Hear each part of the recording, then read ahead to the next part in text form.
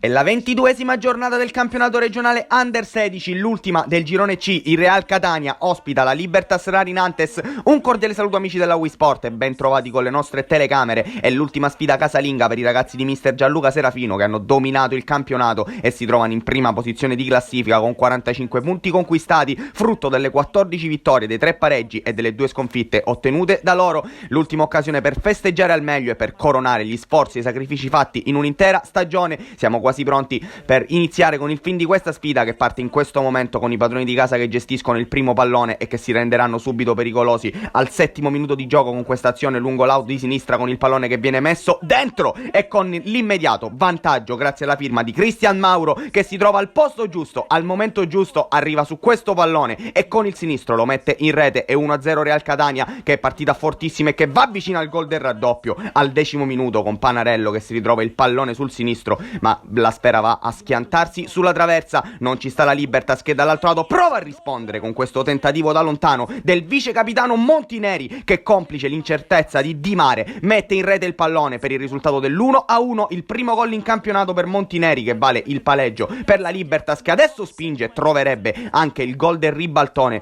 se non fosse per la posizione irregolare di un calciatore. Ancora Libertas che continua a spingere, qui il pallone all'indirizzo di Lopresto, che anticipa l'uscita di Di Mare con il tocco sotto e fa 1-2. Adesso si ribaltata la pratica dalla formazione della Libertas Rari Nantes, che adesso si ritrova in vantaggio grazie alla rete del proprio numero 10 Lopresto. E 2-1 adesso il parziale. Il Real Catania che deve inseguire nonostante la partenza shocking dei padroni di casa, che adesso continuano a spingere in avanti con questo tentativo da parte di Frixa, l'ultimo del primo tempo di questa sfida. Si passa con le immagini alla seconda parte di gara, con il risultato che è di 2-1 in favore della Libertas Rari Nantes, ma il Real Catania parte subito forte e riesce a trovare il gol del 2-2 al 42° minuto. E Zuccaro a siglare il gol del pari da neo entrato in campo. Il numero 11 riesce a trovare anche lui la firma e mettere il suo nome sul tabellino dei marcatori. Di nuovo in parità la sfida, e 2-2 tra Real Catania e Libertas Rari Nantes. Una bellissima sfida a cui stiamo assistendo, l'ultima di questo regionale Under 16. Ancora la Real Catania nel frattempo in avanti, ancora Zuccaro che nel giro di 3 minuti riesce a trovare il gol della doppietta personale. Splendida azione da parte del numero 7 Figuera, che poi va a calciare, riesce a neutralizzare Scandurra, che poi non può nulla però sull'accorrente numero 11, che trova così la sua doppietta personale nel giro di pochi minuti. Real Catania che riesce a ribaltare la pratica ed è 3-2. Un cambio adesso per mister Serafino, esce Filistad, entra Spaticchia, quando ancora i padroni di casa avranno l'occasione ancora con Zuccaro per portare il risultato sul 4-2. Va un soffio dalla tripletta personale il numero 11. Nel frattempo Figuera, dopo i 2 assist, si prende la soddisfazione di aggiungere il suo nome al tabellino dei marcatori. È il numero 7 a siglare il gol del 4-2, che riporta a +2 di vantaggio il Real Catania. 6 reti già in questa sfida, bellissima gara. Altri cambi ancora per mister Serafino,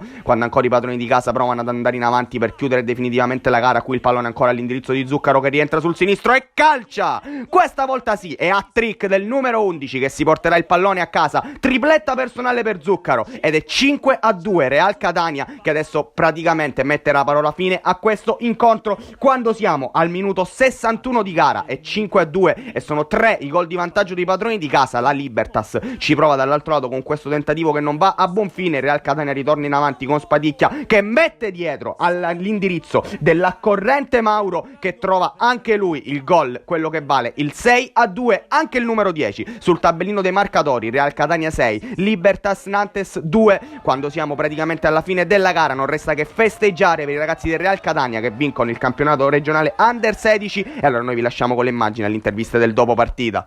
Verde, i fumogeni, da grande in casa Real Catania. Da Francesco Catania è tra le prime 3 squadre dell'Under 16 regionali. Complimenti al direttore generale Rosario Sciuto per l'importante salto di qualità che ha effettuato la squadra neroverde. Sì, sicuramente quest'anno i ragazzi e lo staff tecnico hanno fatto qualcosa di impressionante veramente, perché sappiamo che la categoria, cioè i ragazzi, concorrono in 2 campionati, quindi sappiamo benissimo il coefficiente di difficoltà molto elevato, e quindi c'è un lavoro straordinario da parte dello staff tecnico. E i ragazzi sono stati eccezionali sotto tutti i punti di vista, perché non hanno mollato mai un centimetro, Grande merito va a loro per il raggiungimento dell'obiettivo, del primo obiettivo, e ora andiamo a fare questo benedetto salto di categoria che è quello che teniamo tutti. Professor Mario Nzinga, preparatore atletico della compagine Under 16, che anche quest'oggi ha scritto una pagina importante, 15ª vittoria in questo campionato, preparazione psicofisica, atletica e mentale direi importante. Primi 40 minuti un po' sottotono, i secondi 40 molto molto meglio. Sì, diciamo oggi il caldo non è stato, ha influito molto, i ragazzi però fisicamente ancora reggono, non dimentichiamoci che questi ragazzi hanno fatto ben 50 partite tra Under 16 e Under 17, non abbiamo avuto infortuni, quindi questo è un lato, una nota positiva, significa che il lavoro svolto insieme al mister in tutta la stagione è stato molto molto positivo. Siamo partiti il 17 agosto, siamo arrivati fin qui, abbiamo affrontato 2 ottimi tornei dove anche lì abbiamo dimostrato di aver fame di vittoria, peccato l'ultimo a Matera, abbiamo perso solo alla lotteria dei rigori, però tutto sommato i ragazzi in campo ci sono, ci sta i primi 40 minuti un po' sottotono, vuoi perché i ragazzi magari oggi era una giornata di festa, vuoi il caldo, però i 3 punti contavano poco, però alla fine li abbiamo fatti nostri anche stavolta. Siamo con il direttore tecnico del Real Catania, Michele Cassisa, complimenti perché è il direttore d'orchestra di una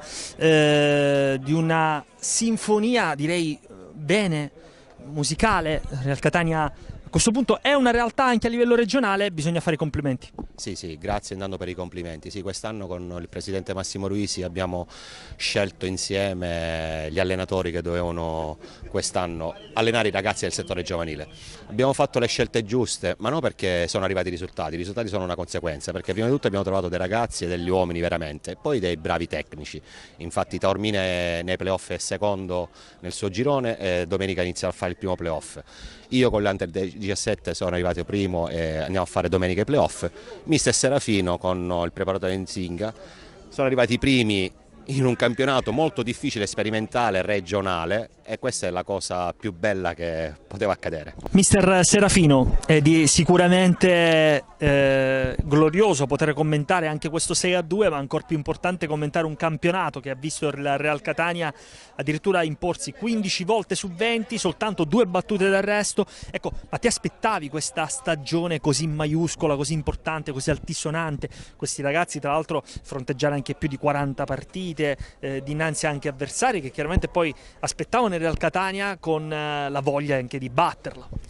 Allora, io sinceramente sin dal primo giorno, dal 17 agosto, ho sempre creduto in questi ragazzi.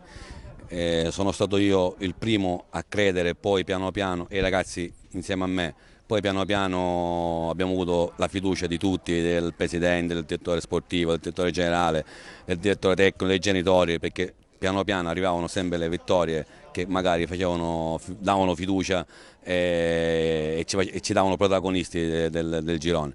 Comunque oggi è stata una bella partita, una partita di sport, del risultato che conta poco perché comunque onora gli avversari. L'unica partita che abbiamo perso credo che sia stata con la ragazzina generale, e può capitare una partita, una l'abbiamo persa la settimana scorsa, ma siamo andati a San Cataldo in botti di 2005 proprio per fare una festa, quindi credo che alla fine il risultato dei ragazzi è meritato. Sì, è un mese molto difficile. Guarda, io spero che la prossima settimana dovremmo fare la prima stage di finale con i provinciali, sperando, si dice sempre chiuderla prima è sempre meglio, speriamo che la chiudiamo prima e poi magari vediamo se giocarcela dopo a Palermo magari senza pensiero.